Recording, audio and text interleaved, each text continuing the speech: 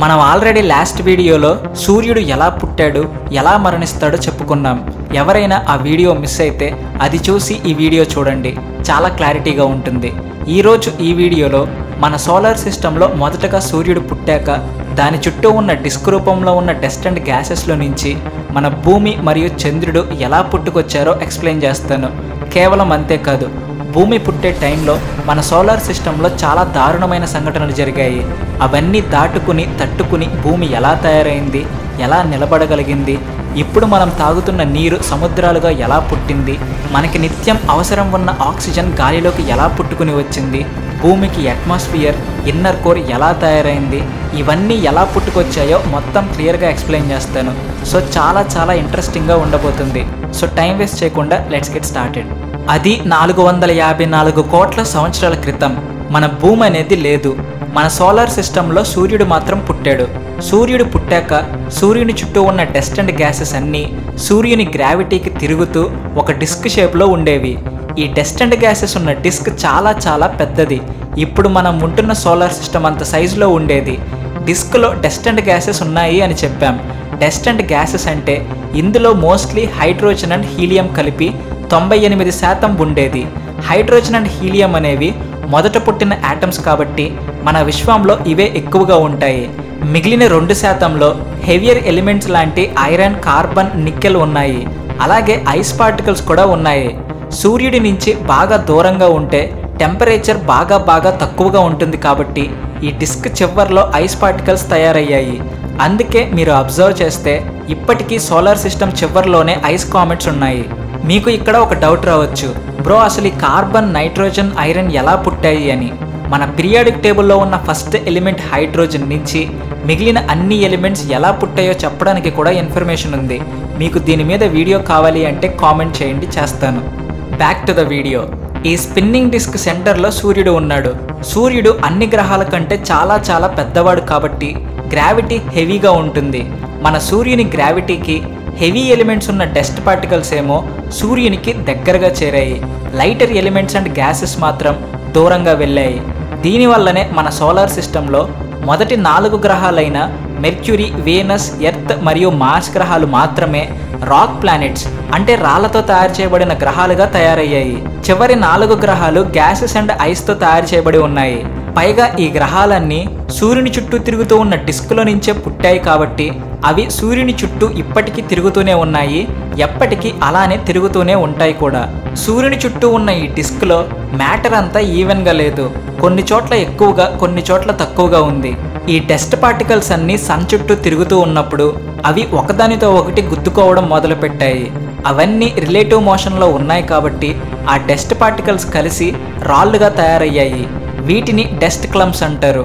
Once ఏదైనా ప్లేస్లో ఈ డిస్క్ చుట్టూ ఈ క్లమ్స్ తయారైతే వాటికి సొంతగా గ్రావిటీ పుడుతుంది. ఈ గ్రావిటీ వలన వాటికి దగ్గరలోకి వచ్చిన మ్యాటర్ని, గ్యాసెస్ని అట్రాక్ట్ చేస్తాయి. దీనినే గ్రావిటేషనల్ కొలాప్స్ ఆఫ్ ప్లానెట్స్ అంటారు. ఇలా తయారైన వాటిని ప్లానెటిస్మల్స్ అంటారు. ఇవి పెరిగే కొద్దీ వాటికి డిస్క్లో నుంచి వాటి పాత్లో ఉన్న మ్యాటర్ అంతా చేరుకోవడం మొదలైంది. దీనివల్ల గ్రావిటీ ఇంకా పెరిగింది.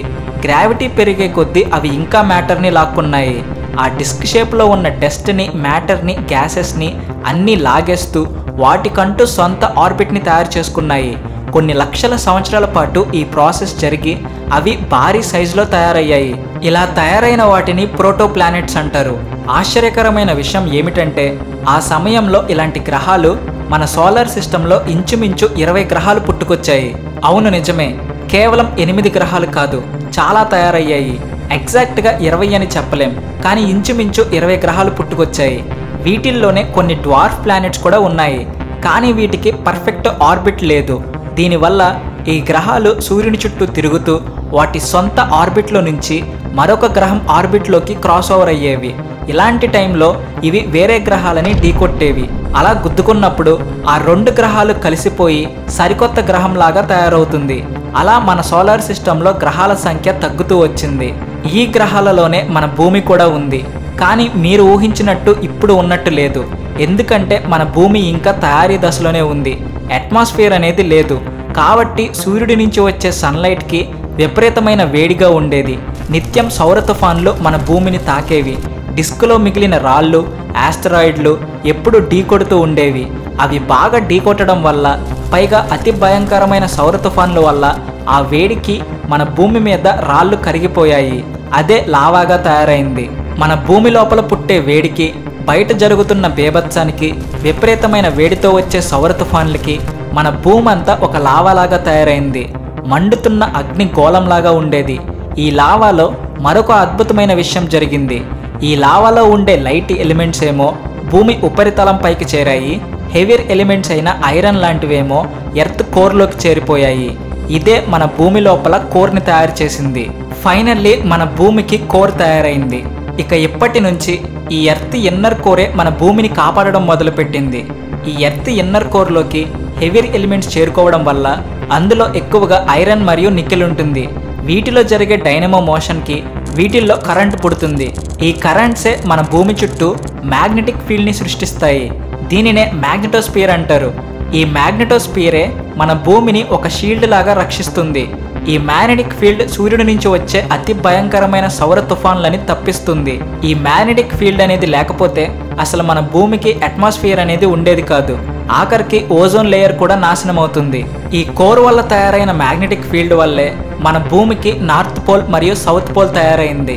అండ్ దీనివల్లే మన భూమికి వాతావరణం కూడా తయారైంది. ఇప్పుడిప్పుడే మన భూమి కొంచెం కొంచెంగా తయారవుతుంది. ఇప్పటి వరకు భూమి చాలా ఘోరమైన పరిస్థితులు అనుభవించింది. ఎన్నిటినో తట్టుకుని నిలబడింది. మెల్లమెల్లగా మనకి అనుకూలంగా మారుతూ వస్తుంది. కానీ ఈ మార్పు ఎంతోసేపు నిలవలేదు. ఆ తర్వాత మన భూమికి మరొక ఘోరం జరిగింది. అదే మరొక గ్రహంతో గుద్దుకోవడం. కానీ ఆ గ్రహం మనల్ని గుద్దడంతో మన భూమికి మరొక అదృష్టం కూడా జరిగింది. అదెలా అంటే, అప్పుడప్పుడే తయారీ దశలో ఉన్న మన భూమిని నాశనం చేయడానికి సుమారు మార్స్ సైజ్ అంత గ్రహం సెకండ్కి 11 కిలోమీటర్ల వేగంతో భూమి వైపు దూసుకొచ్చింది. హై స్పీడ్తో దూసుకొచ్చి మన భూమిని గుద్దింది. ఆ గ్రహం పేరు థియా. కానీ ఈ థియా అనే గ్రహం మన భూమిని 45 డిగ్రీల యాంగిల్లో ఢీకొట్టింది. ఆ దెబ్బకి మన భూమి భారీగా దెబ్బతింది. భారీ విస్ఫోటనం జరిగింది. సగం భూమి కరిగిపోయింది. రాళ్ళు చాలా వరకు విరిగిపోయాయి. భూమి సర్ఫేస్ అంతా ముక్కలు ముక్కలయ్యి చల్లా చెదురయ్యింది.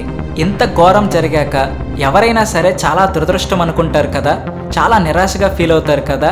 కానీ మన భూమి క్యారెక్టర్ అది కాదు. అంతటి దారుణమైన పరిస్థితిని కూడా ఒక అద్భుతంలాగా మార్చడం మొదలుపెట్టింది. మన భూమి చాలా పాజిటివ్ పనిని మొదలుపెట్టింది. అదే మన చంద్రుడు. ఆ థియా గ్రహం గుద్దడంతో మన భూమిలోని లావా అలాగే రాళ్ళు ముక్కలయ్యి చల్లా చెదురయ్యి భూమి చుట్టూ డిస్క్ లాగా తయారయ్యాయి. చల్లా చెదరైన మ్యాటర్ స్పేస్లోకి వెళ్ళకముందే మన భూమి దాని గ్రావిటీతో ఆపేసింది. అందుకే అవి మన భూమి చుట్టూ డిస్క్లో ఉన్నాయి. ఆ డిస్క్లోని మ్యాటర్ ఒక ముద్దలాగా తయారయ్యి దానికి సొంతగా గ్రావిటీని తయారు చేసుకుంది. ఆ గ్రావిటీతో మిగిలిన మ్యాటర్ని కూడా లాక్కుంది. అలా అలా అది పెరిగి చివరిగా మన చంద్రుడయ్యాడు. అంతేకాదు, ఇంకొక మంచి పని కూడా జరిగింది. థియా గ్రహం 45 డిగ్రీలలో గుద్దడం వల్ల మన భూమి 23.5 డిగ్రీలు వంగిపోయింది. ఇప్పుడు దీనివల్లనే మనకి సీజన్స్ వస్తున్నాయి. ఇలా మన భూమి ఒంటరిగా ఉండకుండా తోడుగా చంద్రుడు పుట్టుకు వచ్చాడు. కానీ అప్పుడు తయారైన భూమి చంద్రుడు ఇప్పుడు ఉన్నట్టు లేరు. పైన చెప్పుకున్న సంఘటనకి మన భూమి పైన లావా కొన్ని వేల సంవత్సరాల వరకు ఉండిపోయింది. థియా గ్రహంలోని మ్యాటర్ అంతా మన భూమిలో కలిసిపోయింది. అండ్ మన చంద్రుడు ఇప్పుడు ఉన్న ప్లేస్లో కంటే 15 రెట్లు దగ్గరగా ఉండేవాడు. ఆ టైంలో ఫుల్ మూన్ డే కళ్ళు చెదిరేలా ఉండేది. ఎందుకంటే చంద్రుడు ఇప్పటికంటే 15 రెట్లు పెద్దగా కనిపించేవాడు. భూమి కూడా ఇప్పుడు ఉన్న స్పీడ్ కంటే ఎక్కువ ఫాస్ట్గా తిరిగేది. సమయం గడిచే కొద్దీ చంద్రుడు మన భూమి నుంచి దూరంగా వెళ్ళాడు. మన భూమి రొటేషన్ స్పీడ్ కూడా తగ్గింది. ఇప్పటికీ కూడా చంద్రుడు మన భూమి నుంచి ప్రతి సంవత్సరం 1.5 ఇంచులు దూరంగా వెళ్తున్నాడు. దీని కారణంగా మరో 2 కోట్ల సంవత్సరాల తర్వాత మన భూమి మీద ఒక రోజులో 25 గంటలు ఉంటాయి. ప్రస్తుతం పుట్టిన భూమిపైన మొత్తం లావాతో కప్పబడి ఉంది. చంద్రుడేమో దగ్గరగా ఉన్నాడు.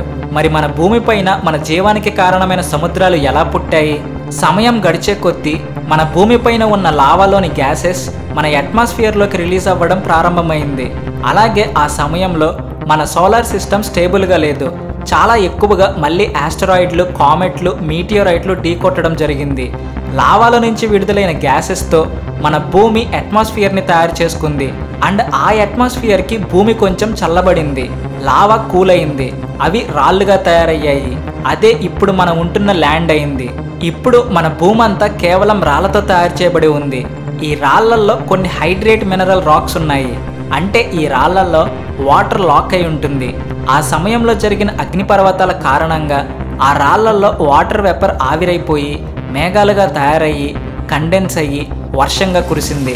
ఇలా కొంత వాటర్ వచ్చింది. ఇవి కాకుండా కామెట్లు మరియు ఆస్టరాయిడ్లు, ఇవి సూర్యుడి నుంచి దూరంగా ఉంటాయి కాబట్టి వీటిల్లో ఐస్ ఉంటుంది. ఇవి కొన్ని లక్షల సంవత్సరాల పాటు మన భూమిని ఢీకొట్టాయి. వాటిల్లోని ఐస్ కరిగి వాటర్గా మారింది. ఇలా మన భూమిపైన సముద్రాలు పుట్టాయి. ఈ సముద్రాలు మన భూమి మీద 380 కోట్ల సంవత్సరాల క్రితం తయారయ్యాయి. సముద్రాలు అయితే తయారయ్యాయి, కానీ ప్రాబ్లం ఏంటంటే మన అట్మాస్ఫియర్లో కానీ సముద్రాలలో కానీ ఆక్సిజన్ చాలా చాలా తక్కువగా ఉంది. ఇప్పుడు ఆక్సిజన్ పీల్చుకుని బతికే జీవులకి అప్పటి భూమి సరైన కండిషన్ కాదు. మరి ఆ ఆక్సిజన్ ఎలా తయారైంది? సముద్రాలు తయారైన 10 కోట్ల సంవత్సరాల తరువాత సముద్ర గర్భంలో మొట్టమొదటి జీవం పుట్టుకొచ్చింది. ఆక్సిజన్ లేకుండా జీవం ఎలా పుట్టింది, ఎలా బతికింది అనేగా మీ డౌట్. మన భూమి మీద మొదట పుట్టిన జీవం ఆక్సిజన్ లేకుండానే బతికింది.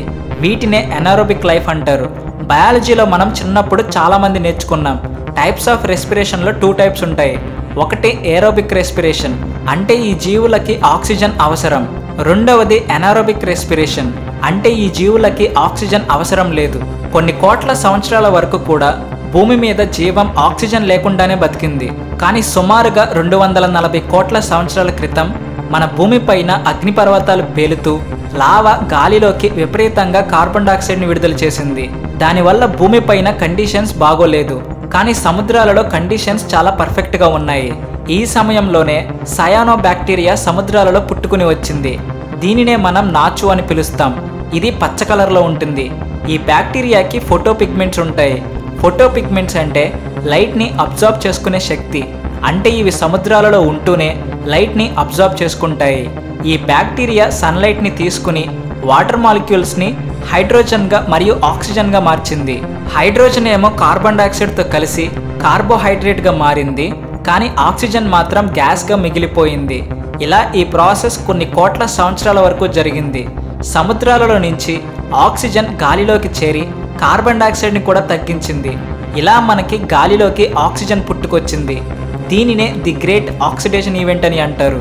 ఒక్కసారి ఆలోచించండి, ఇప్పుడు మీరు పీలుస్తున్న ఆక్సిజన్ ఎన్ని కోట్ల సంవత్సరాల క్రితం తయారైంది? తాగుతున్న నీరు, నివసిస్తున్న భూమి, రాత్రి చూస్తున్న చంద్రుడు, ఇవన్నీ ఎన్నో కోట్ల సంవత్సరాల నుంచి ఎన్నో మార్పులను, ఎన్నో కష్టాలను, దారుణమైన పరిస్థితులను దాటుకుని మీ దాకా వచ్చాయి. అసలు వీటన్నిటి ముందు మనం ఎంత? అయినా కానీ భూమిని మొత్తం ఆక్రమించాలి అని చూస్తున్నాం. అంతా మనదే అనుకుంటున్నాం. ఇష్టం వచ్చినట్టు పాడు చేస్తున్నాం. ఈ భూమి, చంద్రుడు, సూర్యుడు ఏది శాశ్వతం కాదు. మరి మనిషి మాత్రమే శాశ్వతమని ఎలా అనుకుంటున్నాం? మన సూర్యుడు, భూమి, చంద్రుడి గురించి చివరిగా ఒక్క మాట చెప్పాలనుకుంటున్నా. మనకి ఎంత పెద్ద కష్టం వచ్చి సూర్యుడిలాగా లోపల రగిలిపోతూ ఉన్నా సరే, ఆ కష్టమైన పరిస్థితులను భూమిలాగా మనకి అనుకూలంగా మార్చుకోవాలి.